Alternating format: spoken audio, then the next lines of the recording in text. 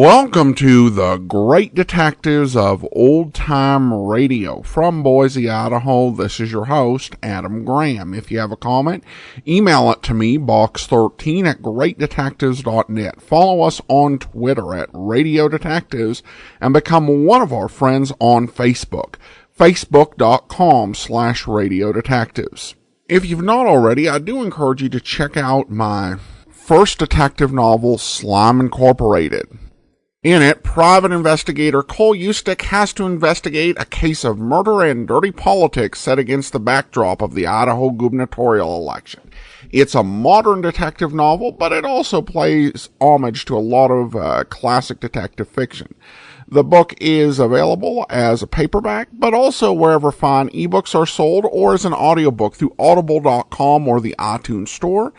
And you can also find it along with all my other books, audiobooks, and ebooks at store.greatdetectives.net. Now it's time for today's episode of Stand By for Crime, and this one is the Mark Adams murder.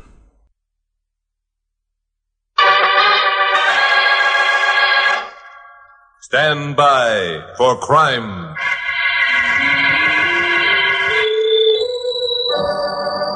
Hi, Morgan speaking, KOP newscaster. Well, another of those unusual murders has occurred here in Los Angeles.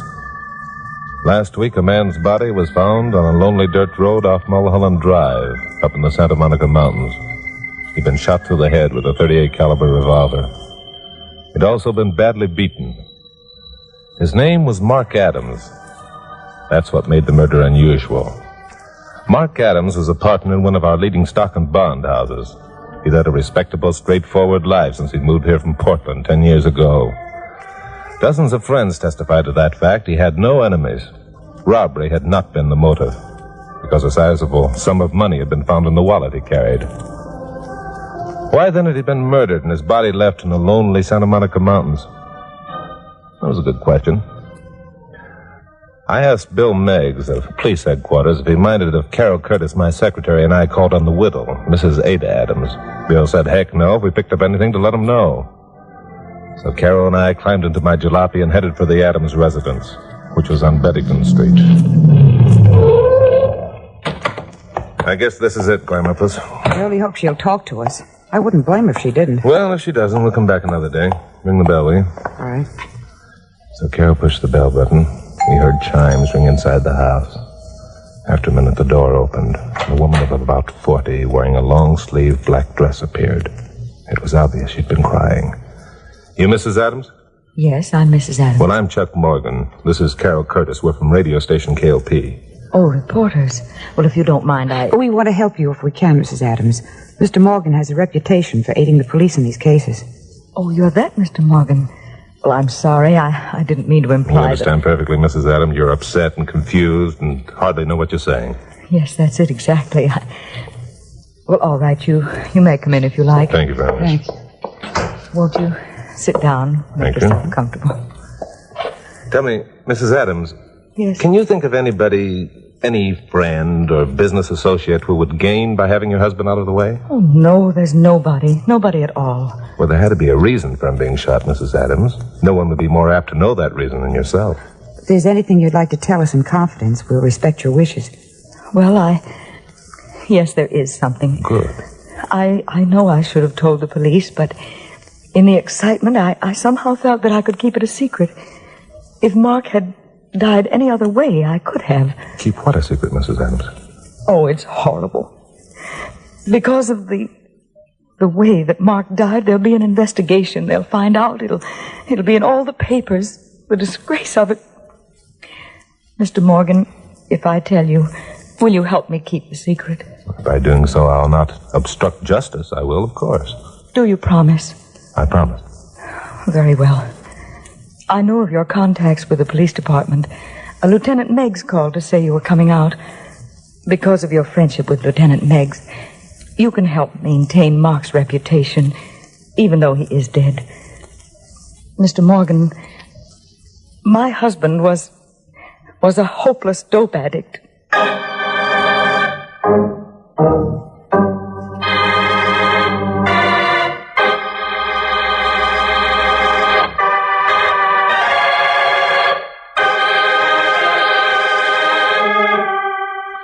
Mrs. Adams had told us that her husband was an escaped convict. We couldn't have been more surprised. I knew Mark Adams by reputation, had met him on 1 or 2 occasions. He was a man of integrity, good habits. Neither I nor anyone else, I was sure, would suspect him of being a dope addict. Still, a clever addict can conceal the effects of the stuff without much trouble. Except perhaps when he needed a shot and couldn't get it. Yeah, this was a motive for murder, all right. But we had to have a lot more of a story than we knew now. It's rather a startling bit of news, Mrs. Adams. I know. It's going to come as such a great shock to so many people who knew and trusted Mark. You will try to keep it from the press, won't you, Mr. Morgan? Have you told anyone else about this? Oh, no, not a soul knew it. Good. Mark was very clever about keeping his secret. As you may know, dope addicts can do that. How long had he had the habit, Mrs. Adams? Well, I don't know for sure. It was about a year ago that I first learned about it. I'd been away for a few days and returned earlier than I expected. It was the middle of the afternoon, and I was tired after my trip, so I lay down for a nap. When I awoke, it was almost dark, and Mark was just entering our bedroom.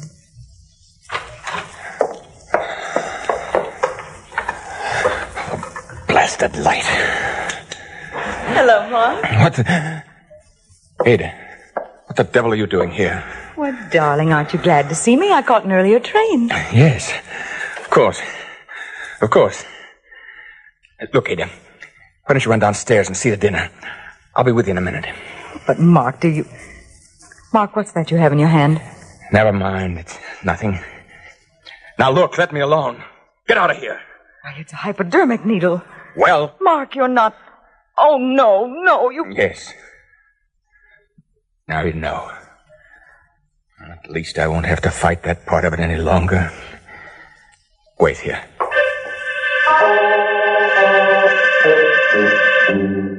Mark went into the bathroom. He was gone about 10 minutes. When he returned, he was completely relaxed, seemingly normal. I couldn't believe the change that had come over him. I'm sorry, my dear. No, I'm almost glad you found out. It's been pretty bad trying to keep my secret. Oh, Mark, this is awful. It's terrible. How long have you... It began in Portland, just before we came down here. If you'll recall, I didn't get that promotion at the office I was promised after old Hartley died.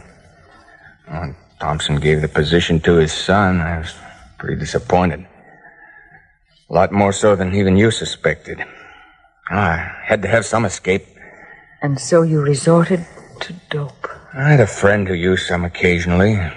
He assured me it offered complete freedom from care and that it was easy to break the habit. Oh, Mark, you fool. Don't you know that it's more habit-forming than anything you could possibly have done? I didn't then. I do now, much to my sorrow. But, Mark, what are you going to do? What are we going to do?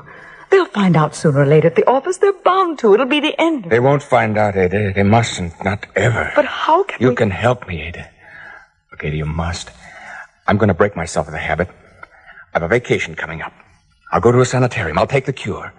Look, I'll be off the stuff forever. Only you'll have to go with me, Ada. I'll need your strength desperately. Ada, will you help me fight this thing? Of course I will, darling. I'll do everything possible. Oh, my dearest, we'll fight it together and win.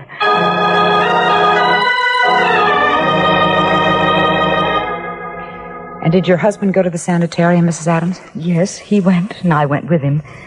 We stayed a month. It was pretty horrible the way Mark suffered. But it was worth it. At least I believed so at the time. Was your husband cured, Mrs. Adams? Well, I thought so. I think Mark did, too. After the month was up, we came home, and for a time everything was fine. Yeah. Then I began noticing the inevitable signs. Signs I'd learned to recognize at the sanitarium. A brightness in his eyes, a controlled nervousness followed by complete relaxation. At first, I closed my eyes to those things, telling myself I was overly suspicious because of what had happened before. But you knew in your own mind he was using the stuff again. I had to face it at last. 2 nights ago, I started out to attend my bridge club. I drove around the block and parked across the street from our house. An hour passed, and then a man came along the street. His hat was pulled down, and both hands were deep in his pockets. I got down out of sight and waited until I heard him climbing the steps to our porch. And then what happened? Mark opened the door, but didn't turn on the porch light. I couldn't hear what they were saying, but I knew they were arguing. After a while, they went into the house. I got out of my car and started across the street. I'd reached the sidewalk when I heard the shot.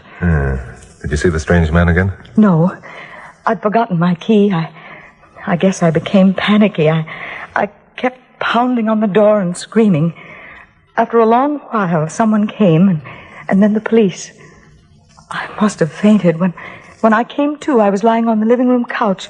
The house was full of policemen. There was blood on the floor. But both Mark and the strange man were gone. And the next time you heard of your husband was when they found his body up on Mulholland.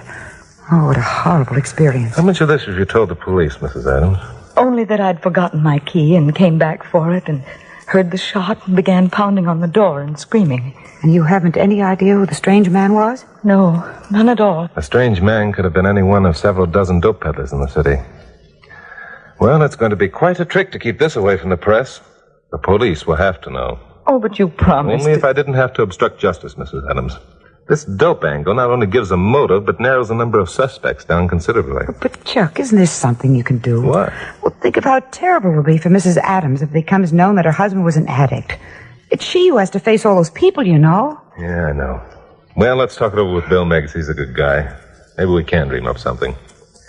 You can rest assured of one thing, Mrs. Adams. No one but the police will be told about your husband being an addict until we pick up his murderer.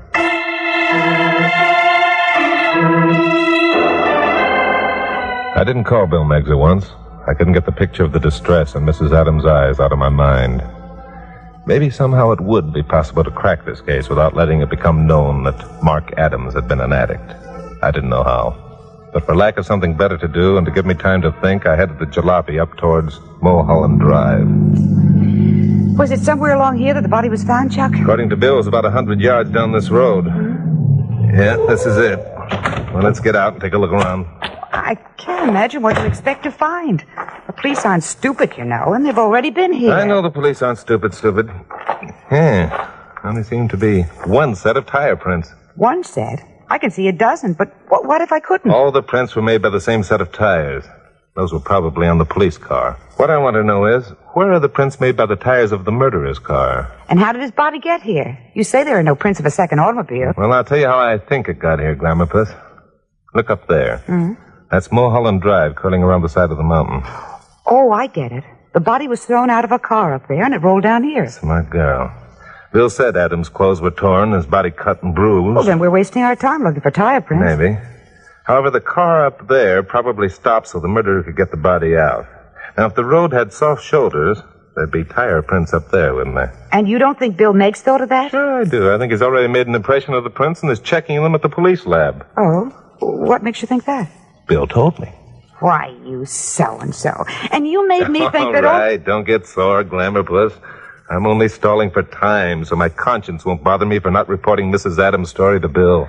Oh, I hope when you do tell him he puts you in jail for a year for obstructing justice. A year? Now, come, Glamourpuss. What would you and Pappy do without me for a year? Glamourpuss and I had been walking around while talking. I stepped behind a bush and saw something white lying on the ground. It was a page from a newspaper. Nothing unusual about that, except that this page was folded neatly and the date line was staring up at me. It was dated July 24th, the day Mark Adams had been murdered. I picked it up and unfolded it. It was a page from the classified section of the Los Angeles Observer. Why so interested in a page from the Observer, Sherlock? Nobody ever reads that scandal sheet. Certainly not a man of Mark Adams' high standing. Still, it could have fallen out of his pocket when he rolled down the hill. Well, what are you reading? Classified ad that's underlined in pencil. Oh, this is a fine time to go looking for bargains. Shut up, Glamourpuss. Let me read. For sale, 20-carat diamond ring. Bring cash to 222 Beddington Street after 9:30 p.m. July 24. Oh, Chucky boy, you don't mean... Not at last. Oh, well, darling, you'd have to give me one that big. Honest, I'd be satisfied with just Glamourpuss, will you stop that gibbering? Don't you know what this means? Well, then you're not going to... 222 Beddington Street is the address of the Adams family. Whoever answered this ad in the paper is the man who murdered Mark Adams.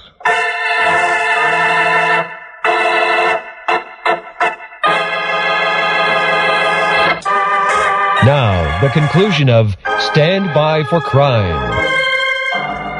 All dope addicts need money. Yeah. Mark Adams, made desperate by his cravings, and probably decided to sell his rings, inserting the ad in a paper that he knew his friends never read. naming a date for the transaction when he knew his wife would be at a bridge club. Well, I felt that the advice of an older and wiser head wouldn't hurt this situation any. So Carol and I drove back to the station and told our story to Pappy Mansfield, owner of KLP. Well, looking at it purely from a news angle, Chuck, you may have something. However, the police have got to catch your murderer first. Unless I beat them to it. You? Here we go again. Look, Pappy, I've got an idea. You know Bugs Spencer, the gambler. Sure, everybody does. Well, Bugs has a penchant for rocks, diamonds.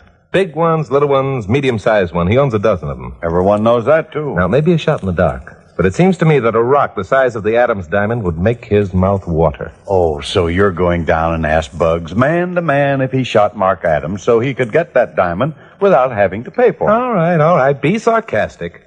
I'm going to ask Mrs. Adams to describe the ring. Then I'm going to find out if Bugs has it. If he has, I'm going to ask Bill to arrest Bugs and charge him with Adams' murder. That way we won't have to even mention the fact that Adams was a dope addict. You know something, Chuck? What's that, Pappy? It's a hot day outside. Yeah? The thermometer's up over 100. There's a rumor around that today's heat will break all known records. Now, if this happens and you wrote a story for your 7 o'clock broadcast... All right. I'm dying laughing. Just for that, I'm going to show you something. I was a jackass to ask anyone's advice. Go jump in the lake, both of you. Goodbye.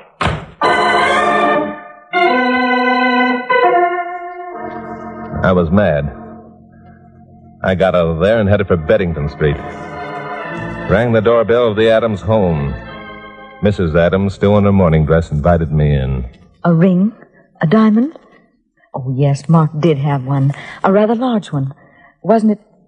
When you identified the body, Mrs. Adams, did you notice whether or not the ring was missing? No. That is, well, I was too shocked. It was the last thing that I... A ring, such as the one owned by your husband, was advertised for sale in the Observer. This address was given. The buyer was asked to appear after 9:30 on the night of your bridge club. Do you mean that Mark sold the ring so that he could have more money to buy dope? Well, most dope addicts are forever in need of money, Mrs. Adams. Oh. It's possible that ring buyer murdered your husband. If you describe the ring as accurately as you can, we still might be able to pick up the murderer and keep the knowledge a secret that your husband was an addict.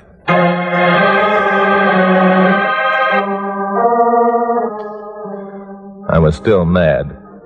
Otherwise, I might have had the common sense to call Bill Meggs before going down to see Bugs Spencer. But I didn't. I drove down to 9th Street and found the building where Bugs maintained his so-called office. I got by the dame at the desk and located Bugs' private sanctum. He was sitting behind a big horseshoe desk, as flashily dressed as ever. There was a diamond ring the size of a marble on his left hand. 2 of his strong-arm boys flanked the desk on either side. Well, if it ain't Mr. Chuck Morgan, the gent who talks in the radio without saying anything. What's on your pea-sized mind, Morgan? You want to lay a bet? Yeah, I want to lay a bet. But I can tell you where you got that ring. Quite a rock, huh? Brand new. Okay, what do you want to bet? Oh, maybe 10 years up at Q. I may even go higher than that. Yeah, how high? How about the gas chamber? Look, you saying I knocked somebody off to get this rock? Where did you get it? I bought it. That's a switch on your usual practice. Who'd you buy it from? A guy. What's his name? I don't know. I didn't ask him. Did he live on Beddington Street? Hey, what is this? Who do you think you are coming in here and asking me questions? Take Get it out. easy, Bugs. Take it easy. You know from past experience it's smart to answer my questions. Bill Meggs is on his way down here right now. I'm just trying to give you a break. What kind of a break?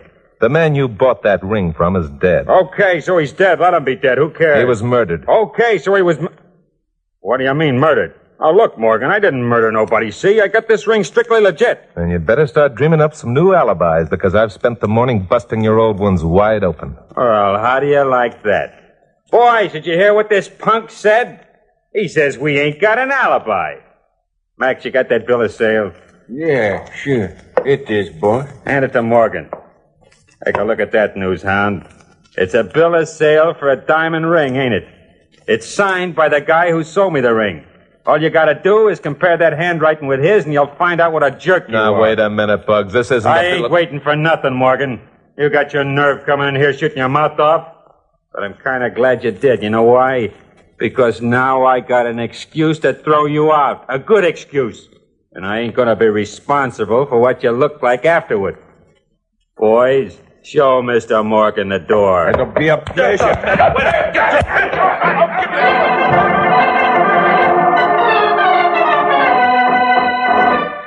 Bugs' boys had a peculiar way of showing me the door. I didn't see the door at all. I was unconscious when I went through it. I woke up in an alley behind the 9th Street building. The sun was beating down full force on my face. Flies were buzzing around a cut above my left eye, and I was soaked through with sweat. I got up on my knees and peeled off my coat. There was an outside water faucet and a patch of shade on the west side of the alley. I crawled over there and soaked my head into the cold water. 5 minutes later, I was in a phone booth talking to Bill Meggs. That's right, Bill. That's the address. What? Am I sure? Was I ever wrong? Yeah, I'm laughing, too. Okay, Bill, thanks. I'll be waiting. Well, I got in a jalopy and headed for Beddington Street to report to Mrs. Adams about the ring. She acted as though she'd been waiting for me and seemed almost cheerful. She was slipping on the jacket of her long-sleeved dress when she opened the door. Well, you certainly made a fast trip, Mr. Morgan. Sit over there, won't you? Thank you. Did you find the man who bought my husband's ring? Yes, it was Bug Spencer, the gambler, just as I thought. Did he confess to murdering Mark? Well, no, Bugs isn't the confessing type.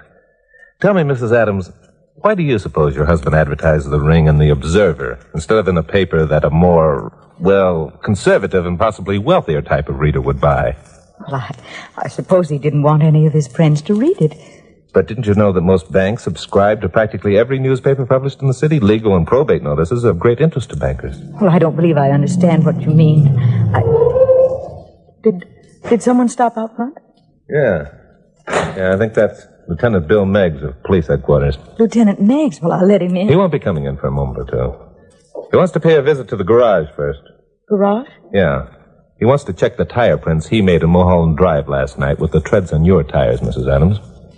Tires on my car? That's right. You see, when you parked, you wanted to get close to the embankment so you wouldn't have too far to carry your husband's body. What? The right front wheel of your car was in the soft dirt off the pavement. No, you mustn't believe that. Nope, You mustn't addicts are very clever and cunning, especially when they've had a shot.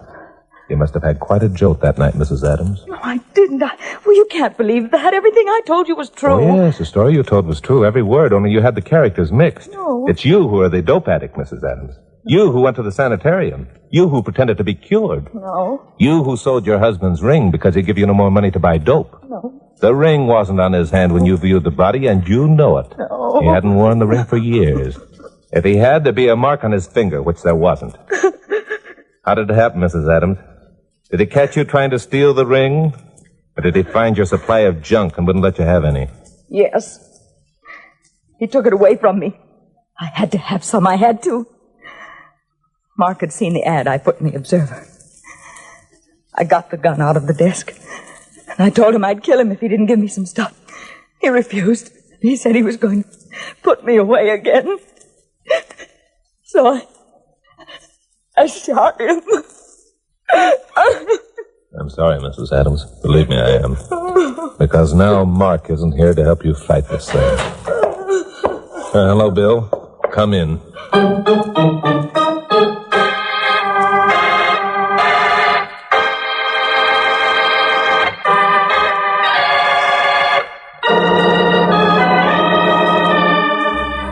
Well, sometimes the job of a newscaster isn't as pleasant as it might be. Bill took Ada Adams off in the squad car, and I headed back for KOP. Both Pappy and Carol were there, looking cool and relaxed. Oh, hello there, Chuck. Back so soon? What happened to your eye, Chucky boy? I ran into a door. Was it opened or closed? That's the typical question. Well, Pappy, I've got all the facts on the weather story. No kidding. How hot is it outside? 109. It hasn't been 109 since 1868. 5 people have died of the heat. 7 are prostrate, and a man fried an egg on Vine Street this morning. Well, that's great, Chuck. Make a good story, don't you think, Carol? Oh, I can hardly wait to hear it. Oh, you just try hard enough, and I imagine you can stand it, Glamour Puss. Well, I've got to get busy and bat this out on my typewriter. I'll devote the entire broadcast to You will not? What? What's that, Pappy? All right. We apologize. We shouldn't have made you mad. Now, how'd you know? No what? Well, you'll have to rub it in, Chuck. Bill called and told us everything. Oh. We've been sitting here on pins and needles waiting for you to tell us how you knew it was Mrs. Adams who murdered her husband. Oh, that. So you've been sitting here in this nice, cool office all this time while I've been out in the sweltering heat. Oh, stop reminding us how you've suffered. What's the sweltering heat got to do with knowing about Mrs. Adams' guilt? Everything. It's sweltering hot outside. Mrs. Adams was wearing a black wool dress with long sleeves. Why? No woman in her right mind would wear such a dress in this heat. There had to be another reason. She wanted to cover up something. Marks made by a hypodermic needle. Well, shall I write the story on the heat, Pappy?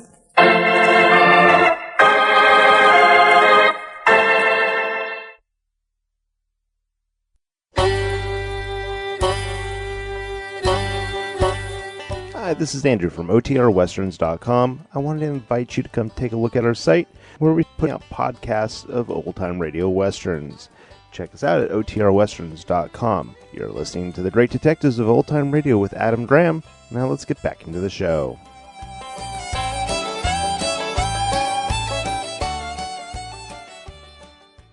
Welcome back. You know, I have to say, when you do first-person narration in a story, that one of the things that can be the most unnecessary narration is when the character says, "I was mad," right after they stormed out of a room, obviously angry. It's like, no, really? And Chuck Morgan can get pretty upset and even a little bit nasty when things are not going his way during a case. So it's like, yeah, we know Chuck. I will say that after the first episode, I received a few comments regarding the questions of McCarthyism and anti-communism in the 1950s, and I definitely respect everybody's right to a viewpoint on that. I'm not going to go deep into discussion of that because it really is kind of into the weeds in terms of controversy, and it'd be an interesting discussion, probably not so much for this show. But one question that I did get or comment is like, is this, are we going to get back to actual detective stories instead of political propaganda? Now, the first episode was a detective story, it's an undercover story as he's trying to find out who's the head of the local Communist Party. But not every episode, as we've heard now with 3 episodes, is going to be about communism. But that episode and this episode does, I think, illustrate a general feature of Stand By for Crime, as well as other detective series when you go on into the 1950s. Because most detective series in the 1940s were pretty much, straightforward mysteries. They were about murders and jewel thefts, and there really wasn't like any broader societal story. In the 1950s, particularly the middle part of the decade, I think that radio programs got to a point where there was generally an idea that at least every once in a while you had to touch on some serious subject. And that can be seen in a variety of stories. For example, there was the Jeff Regan episode with Frank Graham as Regan, where they did an episode called A Fire for Romano, dealing with bigotry against an immigrant man. And then there are several episodes like this one dealing with the effects of drugs on society. And you can hear this on a variety of series, not just Stand By for Crime, but also, Rocky Fortune had an episode dealing with drug addiction. And the one episode we have surviving of the mid-1950s radio revival of Michael Shayne for ABC was also on the topic with the episode The Queen of Narcotics. And this may be a little bit of a reaction to Dragnet, in which creators took away the conclusion that people wanted some stories that were a bit harder hitting, that were about some real issues that were afflicting society. And I think prior to the 1950s, the main examples, that you would see of this would be with juvenile delinquency. But even once you get into the 50s, I think the stories on juvenile delinquency are a bit more firm. And, with some exceptions, that Strong Guy episode on juvenile delinquency was a bit laughable. But you do see, in general, a lot more stories that tend to address some harder issues. And Stand By for Crime does have its share of that. We not only have this narcotics episode, there are some others that will address that down the line. And I think that's just a feature of a lot of mid-1950s programs where you'll just deal with stuff like communism and drug use. Well, thanks so much. That will do it for today. Join us back here tomorrow for Rocky Jordan. Next Tuesday, it's another episode of Stand By for Crime. In the meantime, send your comments to box13 at greatdetectives.net. Follow us on Twitter at Radio Detectives and become one of our friends on Facebook, facebook.com/Radio Detectives. From Boise, Idaho, this is your host, Adam Graham, signing off.